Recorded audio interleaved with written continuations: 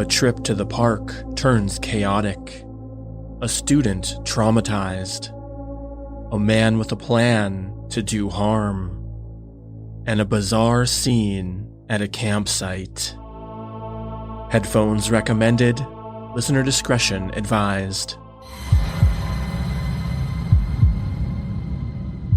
Good evening and welcome back, everyone. I'm your host, Chad. This week, I'm bringing you 4 true terrifying tales straight from Reddit that are sure to give you the chills. So brace yourself. This is Disturbed.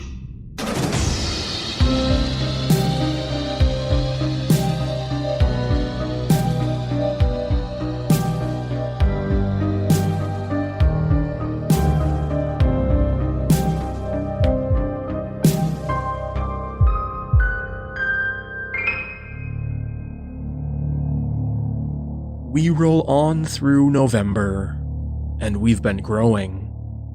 A special welcome to all of our new listeners and subscribers from quite literally all over the world. And thanks to everyone who has shared and recommended the podcast. One quick programming note. We're off next week for Thanksgiving. Our next episode will be out December 3rd. Unless you're in the Patreon fan club. Those listeners will be getting a bonus episode in the coming days. So make sure you stay tuned after the last story for the premiere first look of that bonus episode, Disturbing Calls 5. Tonight, our first experience was meant to be a harmless trip to the park. But as you'll find out, things didn't go as planned. This experience comes courtesy of Reddit user The Spork. Performing this story is Tom Aglio.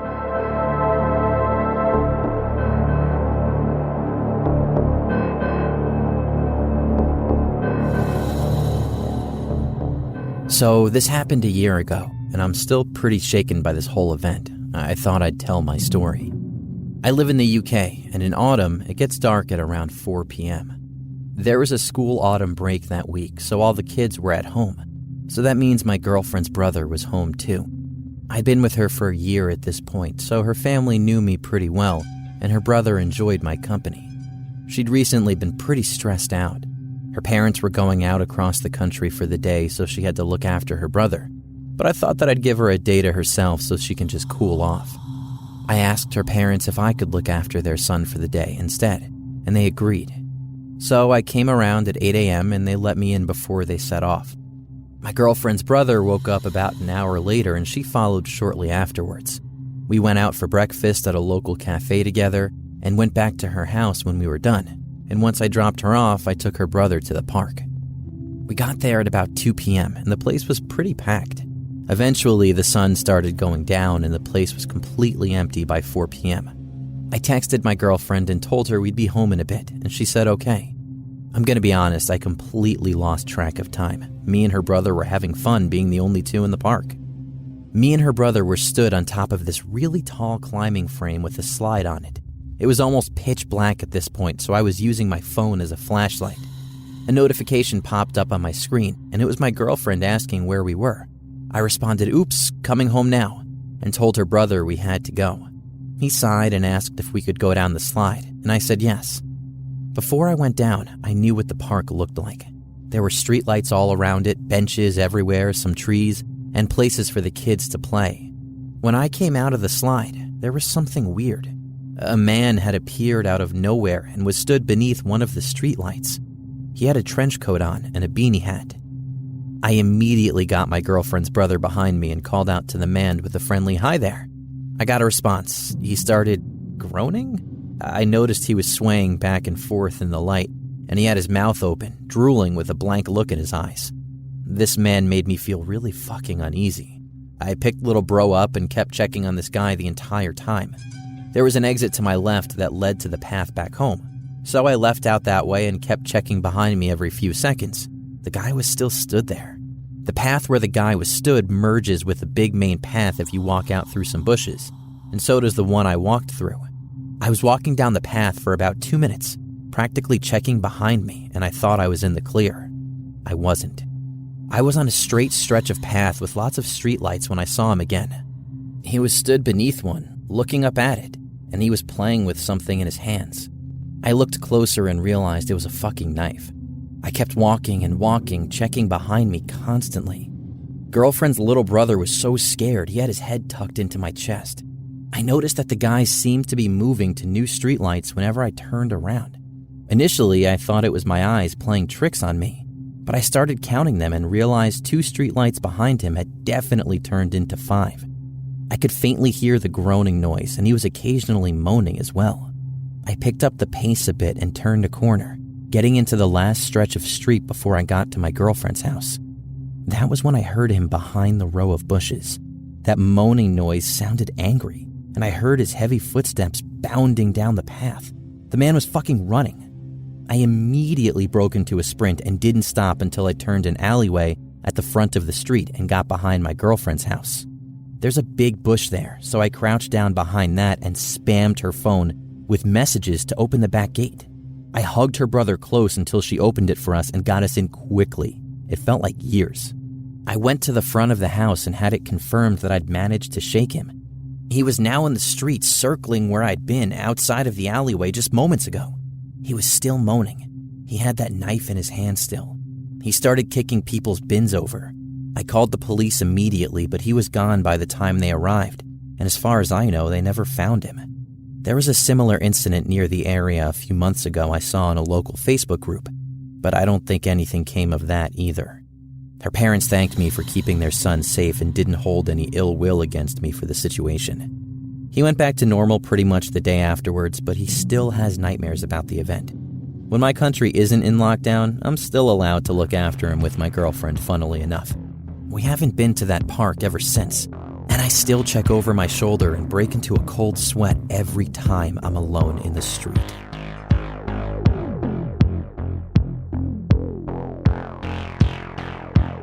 Now, let's shout out our brand new Patreon fan club members.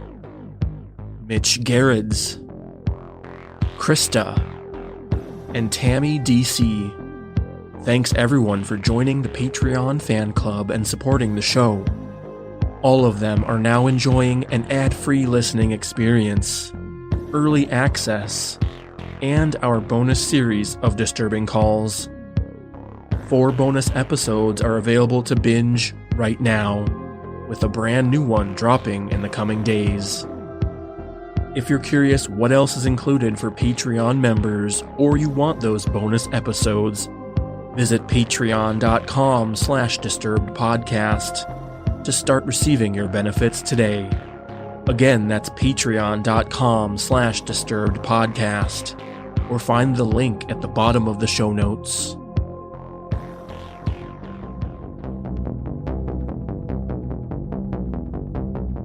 High school brings together kids from all walks of life, and sometimes you're forced into extremely uncomfortable situations.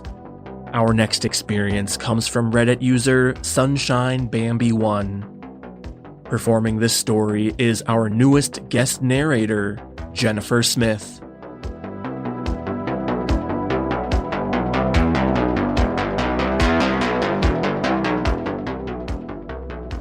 I'm a 27-year-old female.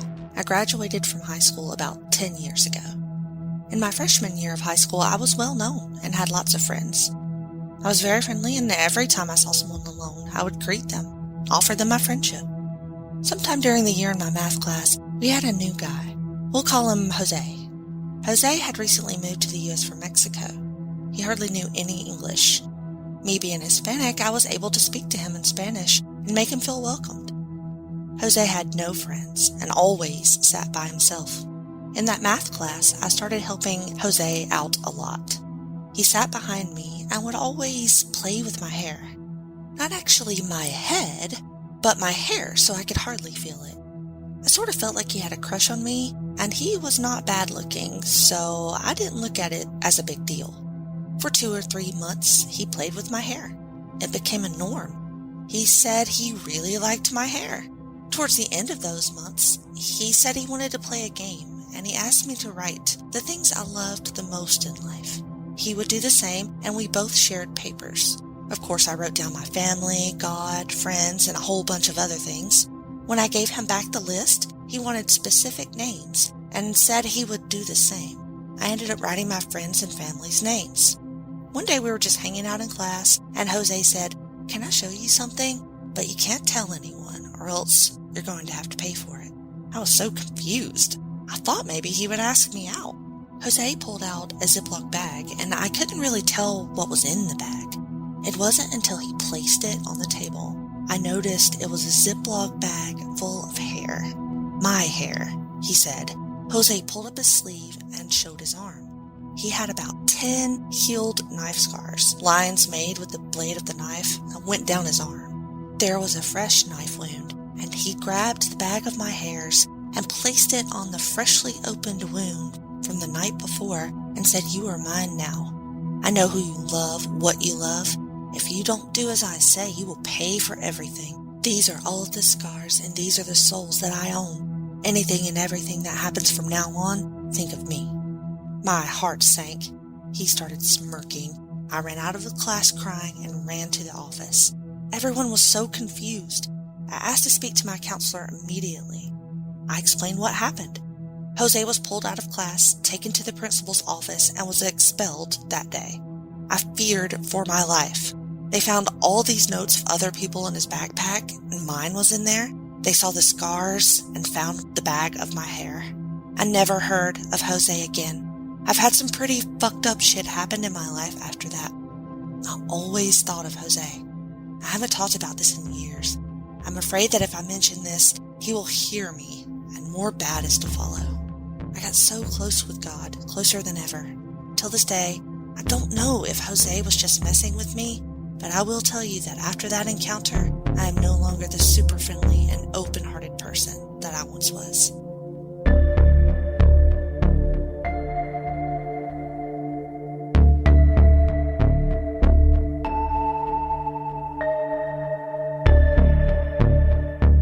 A car is broken down on the side of the road. The driver needs help, and you need to decide how to handle the situation. In our next experience by Reddit user BabyCake818, the decision was made rather quickly. Performing this story is Caroline Sweet.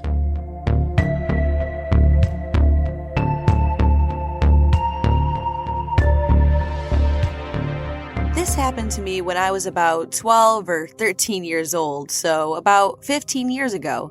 And I am female. The town that I live in has developed a lot since this story. But when this happened, there was a lot of factories spread out, with lots of land in between them. There was a Walmart being built in the area, but it had barely started construction. There was a main highway that ran through there, but my mom didn't like taking it as much as traffic would get bad most of the time. The side streets we would take were desolate and not much light. There was also little to no cars taking these streets. I can't remember where we were coming from that night, but in the car that night was my mom, my brother, who is 3 years younger than me, and me. My mom is obviously driving. I'm in the passenger seat, and my brother is sitting behind me. My mom is the sweetest person ever, but is very adamant that she will never stop to help somebody on the side of the road or pick anybody up, especially when her kids were in the car. She does, however, make sure she calls the police so that they can help. It was around 9 p.m. when we were going home when my mom and I spot someone on the side of the road by the passenger side with their hood up. Nothing out of the ordinary, as my mom slows down a little since it's dark outside and doesn't want to harm anybody that might be fixing their car. As soon as we are close to the car, this guy steps out from around the hood of the car towards the street and is waving us down. I don't remember much of a description because I wasn't paying too much attention. Plus, I could barely see the man. But I do remember feeling bad we weren't at least going to stop to see what he needed. The man at this point is in the middle of the road waving his hands. But as we come up on the car, we don't see anybody else in the car. So my mom swerves around him and tells my brother to find her phone in her purse that was on the floor between the front and the back seats. I look at my mom as she looks in her rearview mirror, and her face goes white, and her eyes get wide. My mom slams her foot on the accelerator. This is highly unusual for my mom, as she is really good at going the speed limit. At this point, I know something is wrong. My mom's voice goes high and in a panicked voice is asking my brother, where is her phone? I'm yelling at her, what is going on? All this chaos is freaking my brother out, and with him being so little, is crying and can't find the phone. My mom keeps her eyes on the road, but keeps glancing up continuously at her rearview mirror and finally answers, he's following us. I'm not exactly sure what she is talking about, but I know this isn't a good situation. My mom is speeding towards the highway, and thank goodness there is no traffic. I look in the back window and see somebody passing cars trying to keep up with my mom. I ask her where she's going, and she told me she's heading towards the police station. As we are getting close, my mom tells me to jump out of the car as soon as she stops and grab my brother from the back seat while she runs around the car to meet us. My mom stops right in front of the police station and doesn't even wait for the car to fully come to a stop before she puts the car in park. I open my car door as fast as I can and grab my brother, who has quickly opened his door. I take off in a full sprint with my brother in one hand and my mom on the other hand. Once we finally talk to a police officer is when I finally understand the full extent of what happened. My mom told the police officer that once we had passed the guy with a broken down car, he quickly ran to the hood of his car and slammed it.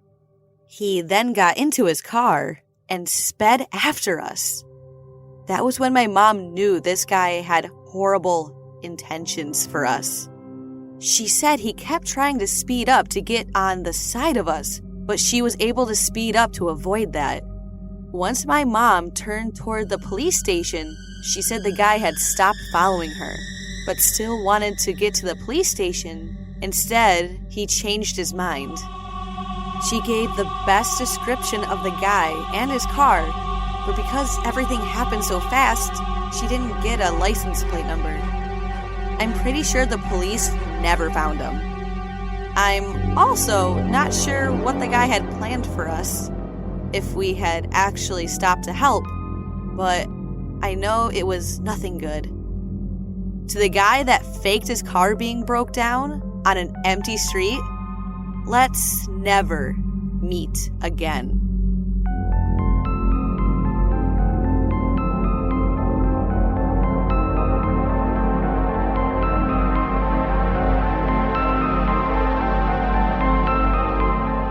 And here we are, approaching the tail end of this week's episode. But we're not done yet. Stick around after this brief sponsor break to hear our final terrifying tale of the evening. This episode of Disturbed was made possible by Clutch Card. Clutch is a new credit card revolutionizing how you earn and spend points. If you feel you're not maximizing your credit card points, you are not alone. Clutch created a tailored credit card that gives you rewards that are effortless, relevant, and flexible. Right now, Clutch is offering Disturbed listeners a special invitation code to get on their waitlist by using the code POD at clutchcard.com. That's code POD, P-O-D, at KLUTCHCARD.com. Choose your own categories and earn more points with Clutch. And finally, this episode was made possible by BetterHelp. We discuss some seriously disturbing things on this podcast. That's why we've partnered with BetterHelp. Are you feeling stressed, anxious, overwhelmed? BetterHelp Online Counseling can help. They'll assess your needs and match you with a licensed therapist. Connect in a safe, private, online environment. It's convenient, affordable, and you'll be matched with a counselor within 24 hours. You'll have access to video sessions, phone calls, live chat, and messaging. Every counselor on BetterHelp is licensed by the respective state and has over 3,000 hours of experience. BetterHelp counselors address depression, relationship issues, family conflict, and more. Right now, they're offering Disturbed listeners a special discount. Visit betterhelp.com/disturbed and use code DISTURBED at checkout to receive 10% off your first month. That's betterhelp.com/disturbed and join over 1 million people taking charge of their mental health. And with that, we've reached our final experience. It seems like almost every week now, we're hearing about very unsettling or bizarre camping trips. That was exactly the case for Reddit user Coca's Mom. Performing this story is Addison Peacock.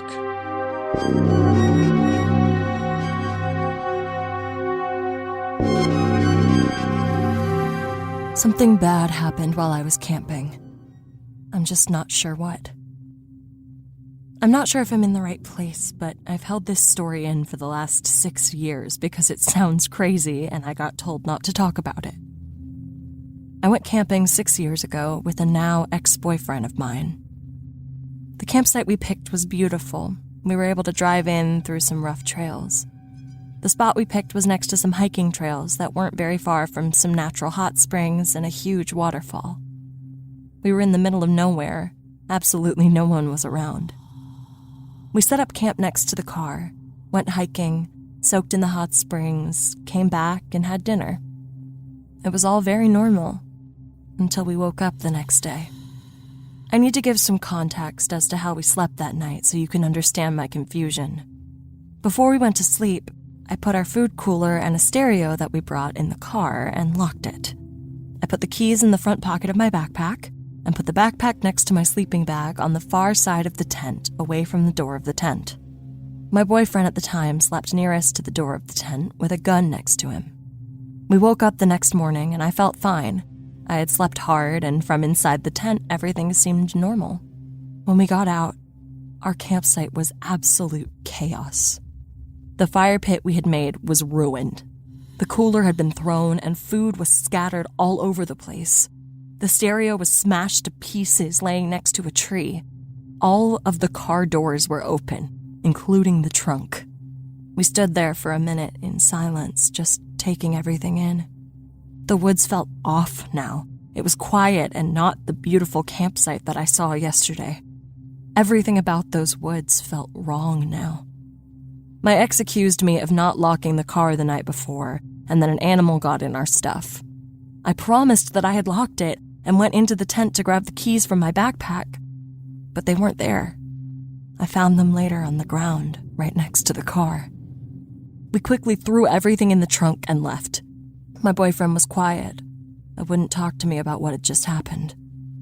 He finally spoke up when we were almost home and told me that he had had a dream the night before about something kneeling over him in the tent, holding his gun, and just staring at him.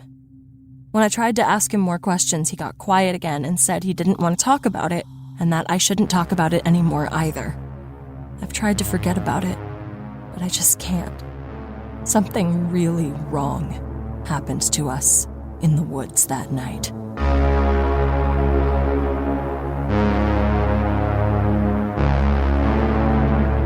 And now, the premiere first look at Disturbing Calls, Episode 5.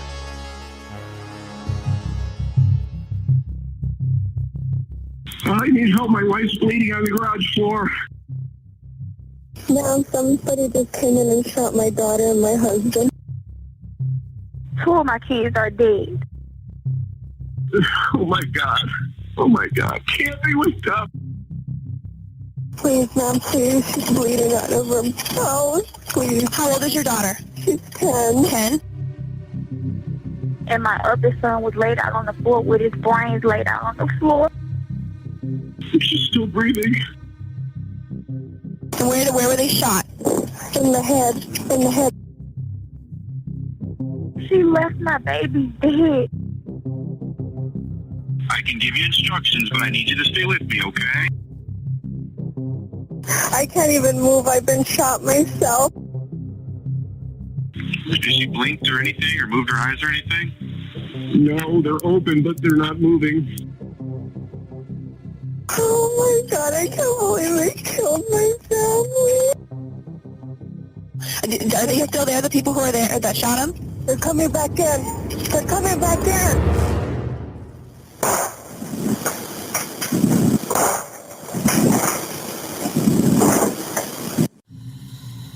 This episode of Disturbing Calls will be available exclusively to Patreon fan club members on Monday, November 23rd. 4 additional bonus episodes are available right now. If you want access to this bonus series plus much more, join us on Patreon at patreon.com/disturbedpodcast. You won't want to miss it.